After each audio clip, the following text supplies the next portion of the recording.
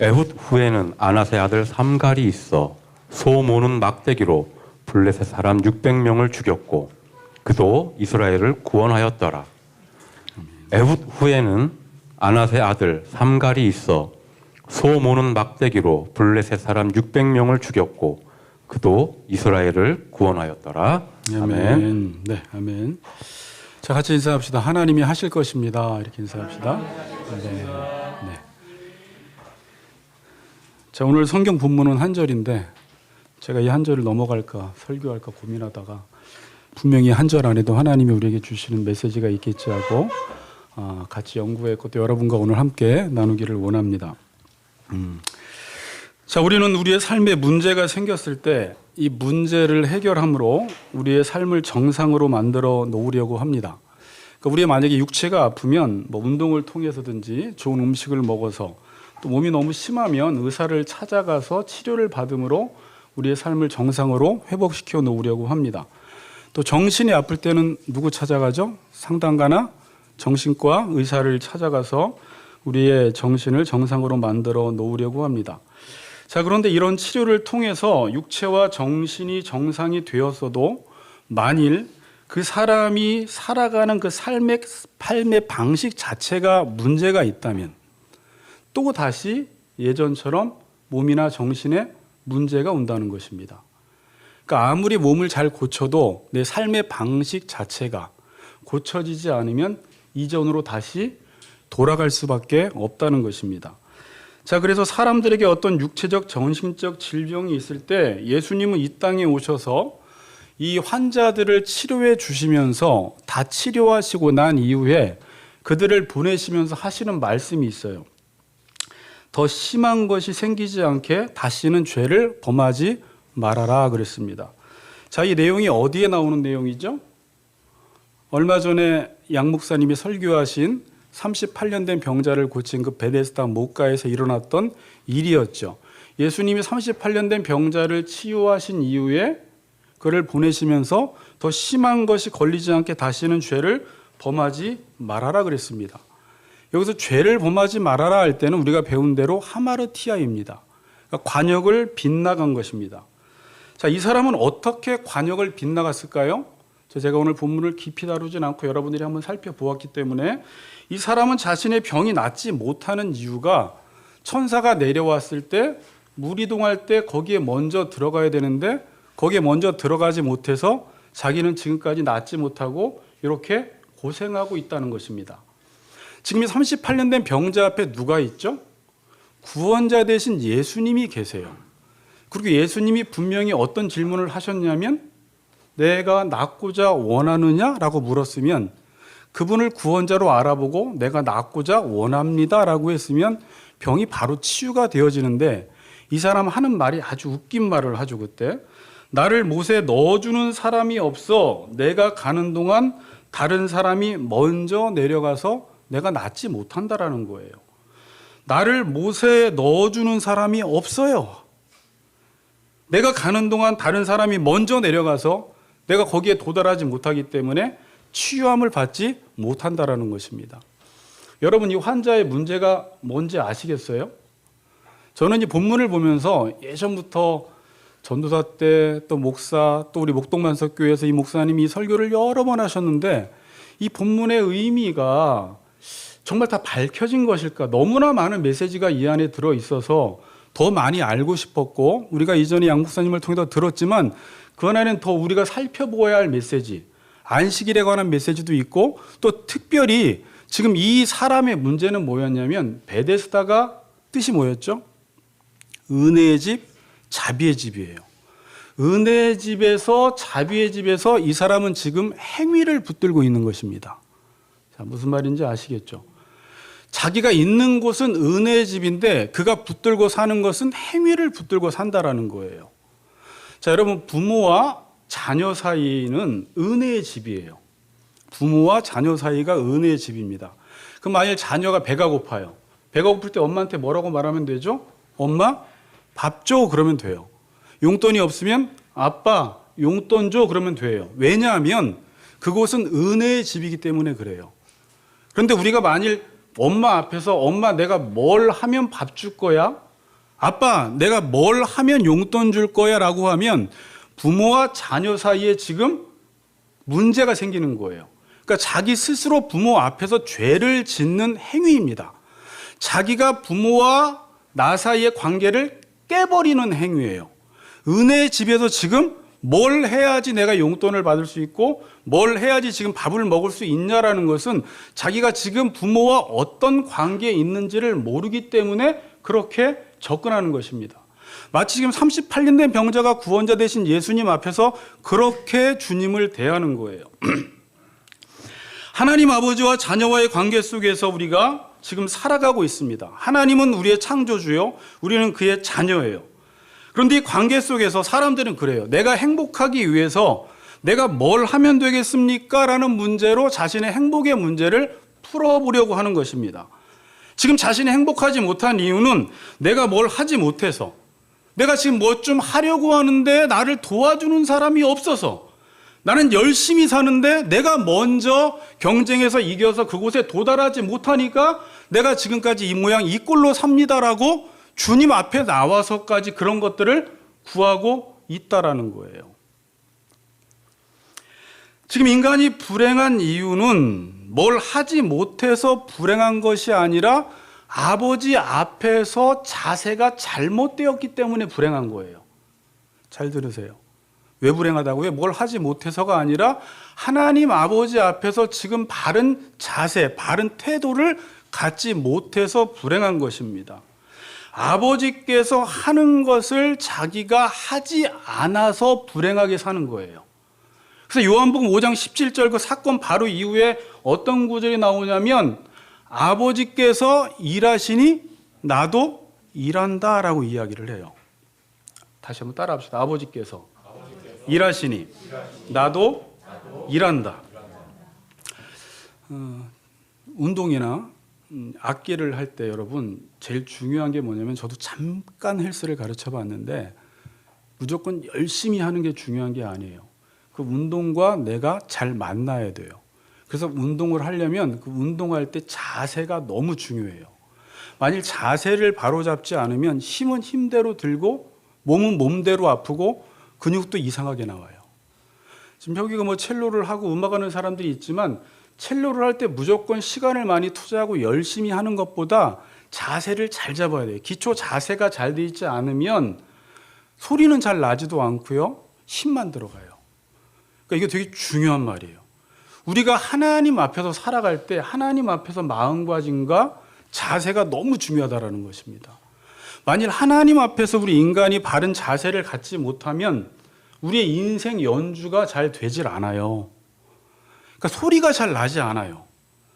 우리의 인생의 목적은 뭐냐면 하나님이 누구신지 우리가 하나님을 잘 연주해내는 게 우리의 인생의 목적이에요. 그런데 열심히는 살아가는데 고되고 힘들기만 하고 내 인생에서 불협화음만 나고 소리가 잘 나지 않는 거예요. 수고했는데 얻은 것이 없어요. 열심히 살았는데 허무하기만 해요. 왜 그래요? 하나님 앞에서 우리가 바른 자세를 갖추지 못했기 때문입니다. 우리가 인생을 살아가기 위해서 어떻게 하면 잘 살까, 어떻게 하면 돈을 많이 벌까에 관심을 갖지 말고 하나님이신 그 창조주 앞에서 내가 어떠한 자세를 가져야 할까? 그게 뭐냐면 예배자라는 거예요. 우리 인간은 하나님 앞에서 예배자로 살지 않으면 계속해서 문제가 발생해요. 더 심한 것이 발생합니다. 그러나 우리가 하나님 앞에서 예배자로 살 때, 하나님을 알고 내가 그분 앞에 바른 자세를 취할 때 매일매일 우리 삶 속에 구원의 역사가 일어나고 치유의 역사가 일어나는 것입니다. 자, 여기까지 서론을 듣고 오늘 본문에 좀 들어가고 나중에 서론을 가지고 결론을 좀 내리겠습니다. 자, 오늘 본문은 딱 한 절이에요. 우리 다 같이 한번 읽어봅시다. 본문을 다 같이 시작.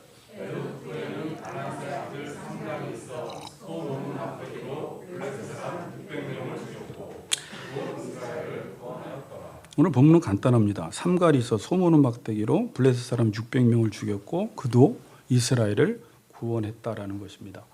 사사기에는 몇 명의 사사가 나오죠? 12명이 나와요. 뭐 사무엘까지 13명이라고 하는데 일단 사사기에는 12명의 사사가 나와요. 그래서 보통 6명의 사사를 대사사라고 하고 6명의 사사를 소사사라고 합니다. 앞으로 살펴봐야 되겠으니까 제가 이름을 잠깐 불러드릴게요. 대사사라고 불리우는 사람들은 온니엘, 에훗, 드보라, 기드온, 입다, 삼손. 소사사는 삼갈, 돌라, 야일, 입산, 엘돈, 압돈이라고 합니다. 근데 솔직히 대사사, 소사사로 나눌 필요는 없어요. 그냥 구조상 그렇게 나눈 거예요. 그러니까 보통 사사기에 사사가 나올 때 순환 구조가 있는 사사들을 대사사라고 부릅니다. 그러니까 이들이 죄를 범하고 하나님이 압제하고 그들이 부르짖고 구원하는 이러한 순환 구조가 있는 사사들은 대사사라고 부르고 오늘처럼 한 절이나 세 절로 나온 사사들을 그냥 소사사라고 불러요. 그러니까 예언서도 대예언서, 소예언서 부르는데 뭘로 나눈 거죠? 진짜 그 사람이 대예언인가요? 아니에요. 분량으로 나눈 것입니다. 그냥 분량으로 대예언서, 소예언서로 나눈 거예요. 자, 오늘 설교 제목이 뭐냐면 그도 구원하였더라라는 거예요. 저는 여기에 오늘 집중했습니다. 오늘 사사기 저자가 그가 구원했다라고 말하지 않고 그도 구원했다라고 이야기합니다. 자, 라민정 집사님이 음악 못 하시죠? 그러니까 라민정 집사님이 만약에 첼로를 연주하면 라민정 집사님도 첼로를 연주했어 이렇게 말을 해요. 못하기 때문에 라민정 집사님도 설교를 했대 이렇게 말하는 거예요. 지금 그도 구원하였다라는 것은 삼갈이 구원을 할 만한 사람이었다라는 거예요? 아니었다라는 거예요? 아닌데 지금 구원을 이루는 사사에 속해버렸다라는 거예요. 자, 그럼 삼갈이 누구냐라고 했을 때 너무 간단하게 지금 소개가 되어 있습니다. 아낫의 아들 삼갈이라고 하는데 이 삼갈은 이스라엘의 고유한 이름이 아닙니다. 그러니까 셈족어의 이름이 아니에요. 셈족의 이름이 아닙니다. 이방인이에요. 그리고 가나안 지역에서 활동하던 이제 후리아 사람이라고 보고 있습니다.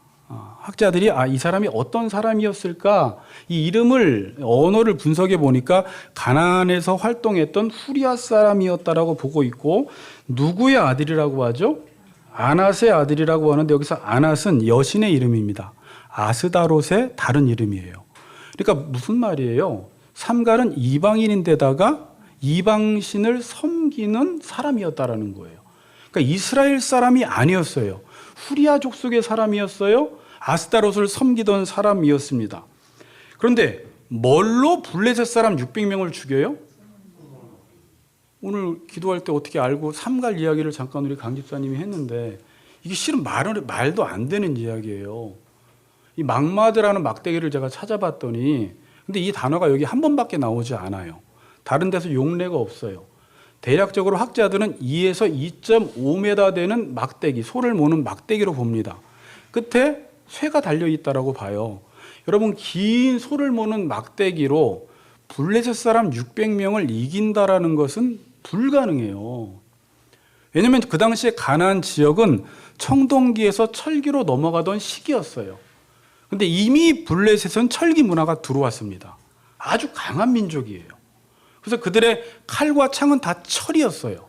자, 그런데 칼과 창으로 공격하는 그것도 블레셋 사람, 전쟁의 용사들이 블레셋 사람들인데 전쟁의 용사들을 소모는 막대기로 싸움을 했다는 것은 대체적으로 다른 자료가 없기 때문에 그의 직업은 소를 모는 목자였다라고 보고 있어요.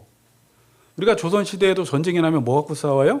자기가 평상시에 쓰던 농기구 가지고 전쟁을 하듯이 뭐 낫이나 뭐 꽃갱이나 삽자루 가지고 막 전쟁을 하듯이 소모는 막대기로 자신의 손에 들려진 것으로 블레셋 사람 600명을 이겼다라는 것입니다. 자, 그래서 사사기 저자는 뒤에 그가 이스라엘을 구원했다라고 말하지 않고 그도 이스라엘을 구원하였더라라고 말합니다. 이건 단순히 이스라엘 백성이 아닌 이방인 삼갈도 소모는 막대기로 이스라엘을 단순히 구원했다. 이스라엘 백성이 아닌 이방인도 사사가 될 수 있다라는 말 정도를 하는 것이 아니라 여기서는 구원이 무엇인지를 지금 설명하고 있는 것입니다. 구원의 성격을 지금 설명하고 있는 거예요. 자, 우리가 생각하는 구원은 잘 들으세요. 인간의 행위나 인간의 조건적 행위가 구원을 이루는데 도움이 된다고 생각을 해요. 여러분들은 하나님의 일을 할 때 내가 가지고 있는 재능과 능력과 힘과 은사와 재정이 하나님의 일을 이루는데 내가 도움이 된다고 생각을 해요. 일반적으로. 왜 그렇게 생각을 하냐면 세상에서는 어떤 일을 시킬 때 어떻게 해요? 이 일에 맞는 자격을 먼저 봅니다. 그리고 자격에 맞는지 1차, 2차, 3차까지 시험을 봐서 그 자격에 맞으면 그 사람을 그 일하는 자리에 세워요. 그러니까 마치 우리가 하나님의 일을 할 때도 어떻게 생각하냐면 하나님의 일을 하려면 인간적인 자격과 조건이 갖추어져야지 하나님의 일을 할 수 있다고 생각을 해버려요. 왜? 세상 일이 그러하기 때문에. 자, 그래서 지금 이 땅에서 어떤 현상들이 벌어지고 있냐면 일은 하나님의 일인데 하나님의 일을 인간적인 방법으로 일을 하고 있어요. 많은 사람들이 지금 그렇게 일을 해요. 그래서 이 사람이 하나님의 일을 할 만한 자격이 있나? 이거부터 봐요. 자, 그런데 성경은 하나님의 일을 할 때는 아까 이야기했던 예수님처럼 예수님은 어떻게 일을 하셨냐면 아버지께서 일을 하시니까 내가 일한다라고 이야기했습니다.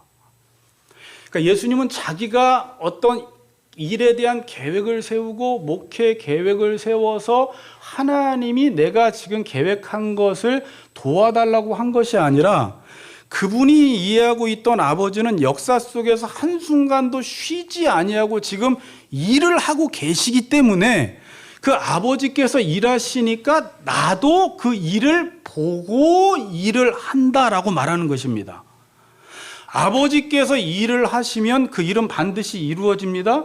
그러니까 예수님의 자세는 아버지가 하시는 일을 보고 내가 그 일을 이루는 거예요.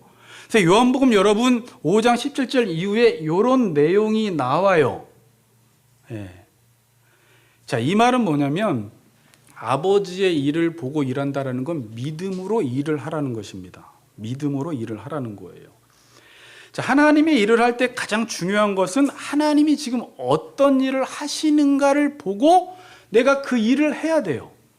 그래서 하나님이 누구신지 모르고 역사 속에서 지금 2023년도나 2020 다음 4년도에 하나님이 지금 어떤 일을 하시는지 모르면 우리는 열심히 일하지만 하나님과 상관없는 일을 할 수가 있어요. 그게 목회가 됐든지 선교가 됐든지 무엇이 됐든지 그것을 내가 일을 정해놓고 하나님의 도우심을 구하지만 전혀 하나님의 도우심이 없을 수 있다라는 것입니다. 그래서 우리가 하나님의 일을 할 때 가장 중요한 것은 내 손에 뭐가 들려졌는지 내 능력을 보고 일을 할 게 아니에요. 그리고 전쟁을 할 때 상대방이 얼마나 힘이 있고 무슨 무기가 있는지를 우리는 비교하면서 이 전쟁에서 이기겠다, 지겠다를 생각을 해요. 보통 그러지 않나요? 여러분, 하나님의 일을 할 때 나는 능력이 있나? 나는 힘이 있나? 나는 사람이 맞나? 그리고 상대방은 숫자가 어떤가? 힘이 센가를 고려해서 이기겠다, 지겠다를 평가하는데 아주 이게 믿음 없는 행동이고 구원을 이해하지 못하기 때문에 발생되는 행동입니다. 다윗이 골리앗과 싸울 때 우리 친구가 기도하는 어떻게 다윗 이야기도 하고 아까 삼갈 이야기도 해서 제가 기도가 좀 깜짝 놀랐어요. 제가 그래서 오늘 설교할 거를 다 저렇게 미리 기도해 다 하네. 하나님이 은혜를 주셨나 생각을 했는데 다윗이 지금 전쟁을 할 때 여러분 다윗은 뭘 의지했어요? 솔직히 물맷돌을 의지한 것도 아니에요. 자기의 물맷돌의 기술을 의지한 것도 아니에요. 자, 근데 사울과 그의 부하들은 뭐 때문에 벌벌 떨었어요? 지금 골리앗을 보고 우리를 보고 비교를 하니까 질 것 같은 거예요. 그러니까 벌벌 떨어서 그 어떤 사람도 나가서 전쟁할 생각을 하지 않는 것입니다. 근데 다윗은 자기의 물맷돌의 실력을 믿고 나아갔다기보다 뭘 믿고 나갔냐면 성경 보면 띄워주세요. 제가 읽어드릴게요. 사무엘상 17장 45절 47절에서 다윗이 블레셋 사람에게 이르되 너는 칼과 단창으로 내게 나오거니와 나는 만군의 여호와의 이름 곧 내가 모욕하는 이스라엘 군대의 하나님의 이름으로 내게 나아가노라. 오늘 여호와께서 너를 내 손에 넘기시리니 내가 너를 쳐서 내 목을 베고 블레셋 군대의 시체를 오늘 공중에 새와 땅에 들짐승에게 주어 온 땅으로 이스라엘 하나님이 계신 줄 알게 하시겠고, 또 여호와의 구원하심이, 지금 다윗이 구원을 어떻게 이해하고 있는지 보세요. 여호와의 구원하심이 칼과 창에 있지 아니함을 이 무리에게 알게 하리라. 전쟁은 여호와께 속한 것인즉 그가 너희를 우리 손에 넘기시리라.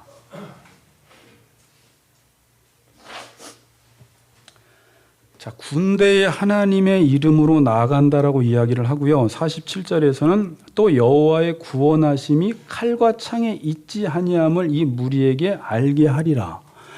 다윗은 싸운다라는 게, 구원이라는 게 무엇인지 지금 정확하게 이해하고 있습니다. 자, 만군의 여호와의 이름을 제가 예전에 한번 설명을 드렸는데 아마 잊어버렸을 거예요. 한 3, 4년 정도가 지나서 만군의 여호와 이름을 보통 성경에서는 어떻게 번역을 하고 있냐면 군대의 하나님으로 번역하고 있어요. 근데 이 만군이라는 짜바라는 단어는 만유, 만물이라는 의미입니다. 그러니까 만물의 하나님이라는 뜻이에요. 왜냐하면 하나님이 만드신 만물이 있잖아요. 이 세상에 만물이 있는데 그게 군대처럼 다 모여 있어서 하나님이 어떤 목적을 이루시기를 원하면 그 모든 만물이 군대가 돼서 그 목적을 이루는 거예요. 자, 여러분 이걸 알았을 때 얼마나 큰 확신이 오는지 몰라요. 하나님이 어떤 걸 하고 싶죠. 이기고 싶죠. 저 블레셋을 무찌르고 싶죠. 근데 우리가 하나님의 백성들은 지금 소모는 막대기 하나밖에 없다 할지라도 하나님이 만물을 군대 삼아서 블레셋을 쳐버리면 이겨요, 져요? 이길 수밖에 없다라는 거예요. 자, 여러분 그런 차원에서 뒤에 이제 드보라 사건부터 쭉 살펴보면 시스라가 병거를 900대 가지고 가져와요. 철병거를. 그런데 이겨요. 어떻게 이기냐면 나중에 기송강에서, 오늘 미리 얘기하면 안 되는데 스폰데 이게 미리 기송강에서 다 빠져버려요. 하나님이 강을 움직여 버리시는 거예요. 사라가 지금 불임이에요. 잉태할 수 없어요. 태가 다쳤어요. 그럼 우리는 절망하죠. 그런데 하나님이 원자와 분자를 움직이시고 사람의 몸을 움직이셔서 하나님이 원하는 목적을, 하나님이 언약하신 것을 이뤄버리시는 분이세요. 그러니까 하나님에게는 불가능한 게 없어요. 성경은 지금 뭘 말하고 싶냐면 구원이라는 것은 너희들이 잘나서 너희들의 조건이 좋아서 자격이 있어서 은사가 있으니까 돈이 있으니까 구원이 이루어지는 게 아니라 그건 하나님이 이루신다라는 거예요. 그럼 인간 편에서는 어떤 자세를 취해야 하냐면 세상 일은 당연히 삼성 기업에 들어가려면 일할 만한 자격과 조건이 있어야 되고 거기에 맞는 과를 나와서 대학을 나와서 전공을 해야지 들어가지만 하나님의 일은 그게 우선이 아니라는 것입니다. 그래서 예수님이 했던 말, 아버지께서 일하시니 나도 일한다라는 건 철저히 하나님이 역사 속에서 무슨 일을 하시는지 새벽마다 기도함으로 그 하나님이 하시는 일에 대해서 민감하게 반응하고 수많은 사람들이 오병이어의 사건을 통해서 자신을 따라서 왕 삼으려고 했을 때조차도 하나님이 무엇을 원하시는지 알아서 그분이 하시는 대로 일을 해나가고 있는 게 예수 그리스도의 사역이었어요. 여러분 여호사밧의 사건도 여러분들이 아실 것입니다. 모압과 암몬과의 전쟁에서 어떻게 해요? 유명한 말이 하나 있죠. 주만 바라보나이다 그래요, 여호사밧이. 근데 주만 바라보나이다 그러니까 여러분 이 시간 주만 바라보십시오라고 해도 여러분 주만 바라보는 게 어떻게 주만 바라보는 건지 몰라요. 근데 여러분들이 그 역대하 20장의 내용을 읽다 보면 여호사밧이 하나님께 기도하는 내용이 있는데 하나님이 누구신지 알았고 구원이 무엇인지 정확하게 이해하고 있어요. 역대하 20장 6절에 보면 이르되 우리 조상들의 하나님 여호와여 이렇게 이야기해요. 주는 하늘에서 하나님이 아니시니까 이방 사람들의 모든 나라를 다스리지 아니하시나이까 주의 손에 권세와 능력이 있사오니 능히 주와 맞설 사람이 없나이다. 하나님의 손에 권세와 능력이 있기에 능히 주와 맞설 사람이 없다라는 것입니다. 그리고 여호수아의 전쟁 방식이 어땠어요? 군대를 준비한 게 아니에요. 찬양대를 앞세웠어요. 그리고 찬양을 하는데 어떻게 이겼어요? 우리는 그러죠. 어떻게 찬양만 해서 이길 수가 있어. 근데 분명히 하나님이 누구신 줄 알고 하나님의 손에 권세와 능력이 있고 그 어떤 세력도 하나님과 능히 맞설 수 없다라는 사실을 알고 주만 바라볼 때, 찬양단을 앞세울 때 자기들끼리 칼로 쳐서 죽이는 역사가 일어났어요. 그러니까 우린 이런 거 보면 다 뻥 같잖아요. 설마 우리 삶 속에서 이런 일들이 일어날까? 근데 믿는 그리스도인들의 삶 속에서 하나님이 그렇게 일을 하세요. 사람을 움직이세요. 어디 입시 시험을 볼 때 뭐 이런 거는 너무 하면 또 이거 너무 노력 안 할까 봐 내가 말도 잘 못하겠고, 어떤 일이 있을 때 우리는 숫자를 두려워하고 확률을 두려워하고 몇 대 몇을 두려워하고 상대방을 두려워하는데, 정말 우리가 믿음으로 구원의 하나님을 이해하고 구원은 어떤 식으로 이루어지는지 구원에 대한 정확한 이해가 있을 때, 그 하나님을 의지하고 나아갈 때 하나님이 만물을 군대 삼아서, 그러니까 만물을 이렇게 지휘하시는 거예요. 수많은 만물이 있는데 하나님이 지휘하시면 하나님이 원하는 목적대로 만물이 다 움직여버리는 거예요. 그럼 뭐 김정은이건 뭐 미국이건 러시아 뭐 푸틴이건 아무도 꼼짝 못해요. 주의 목소리 한 번 발하시면 천하의 모든 것 망하겠네 그러잖아요. 만군의 하나님, 저도 몇 년 전에 설교했지만 다시 설교를 준비하면서, 맞아, 이 구원은 인간이 이루는 게 아니지, 하나님이 행하시는 것이지.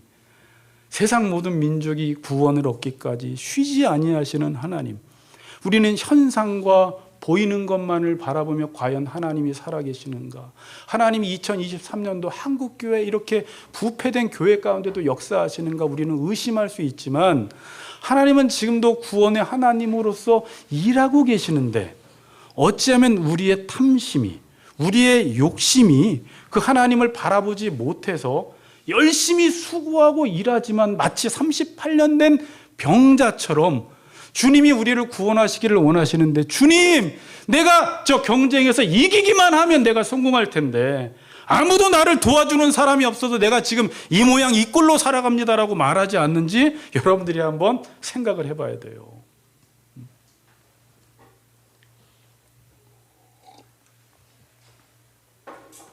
여호사밧도 구원을 정확하게 이해하고 있었습니다.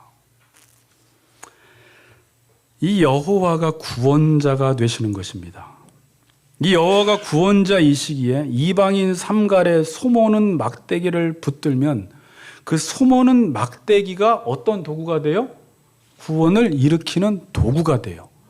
그러니까 삼갈이 소모는 막대기를 붙들었을 땐 그냥 인간적인 도구에 불과하지만, 그 소모는 막대기를 하나님이 붙들면 그 소모는 막대기로 블레셋 군 600명을 죽일 수 있고 그도 이스라엘을 구원하였더라 라고 지금 마무리 짓는 것입니다. 오늘 이 시대에 우리가 구원 사역을 하겠다고 하는 그리스도인들의 허점이 뭐냐면, 저나 여러분이나 어떤 일을 할 때 하나님을 바라보지 못하는 것입니다. 하나님이 어떤 분인지를 바라보지 못해요. 그리고 구원 사역을 단순히 인간적인 조건이나 예산이나 힘이나 도구나 방법을 가지고 하나님의 일을 하려고 하는 거예요. 물론 그게 필요해요. 그런데 여러분, 그게 구원을 이루는 게 아니라 그 사람이 하나님을 바라보았을 때 그 사람의 은사나 숫자나 힘이나 능력이 쓰여지는 것이지, 믿음 없이 하나님을 바라보지 않은 상태 속에서는 그런 것들이 많이 주어지면 주어질수록 그것들을 통해서 자기의 이름만 높이고 자기의 영광만 높이게 되어 있어요. 처음부터 하나님을 의지하지 않고 그 일을 했기 때문에 그렇죠. 자, 그런데 이 구원 사역은 처음부터 하나님으로부터 시작이 됐어요. 성경 처음부터. 인간은 구원의 필요성을 느끼지도 못해요. 그리고 지금 구원 사역을 할 만한 자격을 갖고 있는 사람은 어떤 뭐 진경 총회장이건 목사건 누구건 아무도 없습니다. 인간은 구원에 대해서 관심이 없어요. 오직 자기 자신의 탐심을 이루고자 하는 마음, 에고론을 섬기고 싶은 마음밖에 없어서 사사기서는 끊임없이 그들은 구원이라는 게 나의 피로와 결핍을 하나님을 통해서 채워지는 것을 구원이라고 생각하기 때문에 지금도 그걸 구원이라고 생각하며 목회를 하든지 선교를 하든지 주예를 하든지 자기가 행하는 그 일 가운데 하나님이 도와주길 원하지, 내가 하나님이 행하시는 그 일에 내가 맞춰서 그분이 하시는 일을 보고 내가 행하는 게 아니라는 것입니다. 구원사역은 하나님이 행하십니다. 이 사사기 시대처럼 하나님의 일을 하는 사람이 없을 때 이 시대를 보면 구원사역이 혹시 중단되지 않았나. 지금도 뭐 통합측이건 합동측이건 수많은 교회들이 문을 닫고 교회가 건재한 교회들조차도 많은 문제 가운데 있고 유초동부 사역이나 청년부 사역이 지금 이루어지지 않고 있고 지금도 믿지 않는 사람들이 교회를 바라보는 시선이 어때요? 한숨밖에 나오지 않잖아요. 이러할 때 혹시 하나님은 지금 구원사역을 잠시 멈춘 것인가? 아니라는 것입니다. 만일 이 구원사역이 인간의 사역이면 인간이 그 일을 멈췄을 때는 멈춰져요. 근데 이 구원사역은 처음부터 하나님이 시작하셨고 하나님이 진행하시고 하나님이 마치시기 때문에 만일 인간이 이 일을 하지 않아도 하나님은 돌들을 통해서도 삼가를 통해서도 그도 구원하시는 역사를 하나님이 진행해 나가십니다. 우리는 어떤 욕심을 부려야 하냐면, 굳이 욕심을 부린다면 내가 그 하나님을 바라보고 그분의 손에 붙들려서 그분의 도구가 되어서 그분이 하시는 일에 동참하는 것으로 우리에게는 그게 놀라운 영광이에요. 그 일에 동참했을 때 하나님을 보게 되고 하나님의 일하심을 보고 일평생을 산다라는 것은 너무나 큰 복 아니겠습니까?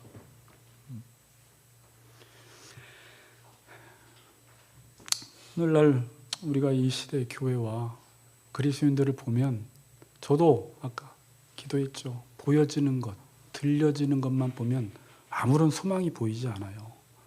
더군다나 지금 믿지 않는 사람들이 교회를 바라보며 교회를 평가할 때 정말 제가 볼 때도 교회는 다 쓸모없는 건물 같고 쓸모없는 집단처럼 보이기까지 하고 더 나아가서 쓰레기로 보이기까지 해요. 그렇지만 여러분, 이 시대에 우리가 소망을 가질 수 있는 이유가 뭐예요? 은혜의 집이기 때문에 그래요. 은혜의 집. 하나님이 구원사역을 지금도 이루어 가고 계시기 때문에 우리는 소망 가운데 그분을 바라보며 그분의 일을 할 수 있는 것입니다. 여러분, 인간의 방법이 통하지 않을 때, 물론 인간이 방법이 통할 때도요, 그 방법이 통한 게 아니에요. 하나님이 그 방법을 통해서 일하신 거예요. 믿음 있는 사람을 통해서. 근데 때로 지금 같은 경우는요, 지금 코로나 이후에 인간의 방법이 잘 통하질 않아요. 하나님의 구원의 역사를 이루는 사람들도 예전처럼 많이 보이지 않아요. 연말만 되면은 뭐 교회에서 그런 데잖아요. 목사님께 전화 와서 이제 나 일 못하겠어요. 다른 사람 세우세요. 나 또 못하겠어요. 그런 소리만 계속 들린대요, 목사님들 사이에. 구원하는 사람도 없고 인간적인 방법도 통하지 않고 이럴 때 여러분, 우리는 절망할 수 있겠지만 오늘 구원을 우리가 바르게 이해한다면 오히려 인간적인 방법이 먹히지 않을 때 하나님이 하나님의 방법으로 일하실 때예요. 그럼 우리는 어떤 조건들을 바라보기보다 지금 저나 여러분이나 우리 같이 걷는 교회 교인들이 취해야 할 자세는 어떤 자세냐? 그분은 만군의 여호와고 그 만군의 여호와를 바라볼 때 하나님이 우리 손에 든 것이 무엇인지 모르겠지만 그게 볼품없어 보인다 할지라도 저나 여러분들을 통해서 사람을 살려내는, 소모는 막대기로 블레셋 사람 600명을 이기는 그러한 그도 이스라엘을 구원하였더라라는 놀라운 기적이 우리의 삶 속에 반드시 일어날 줄 믿습니다. 이 구원을 바르게 이해하시고 하나님의 오른손에 붙들려 쓰임받는 모든 성도님들 되시기를 주의 이름으로 축복합니다.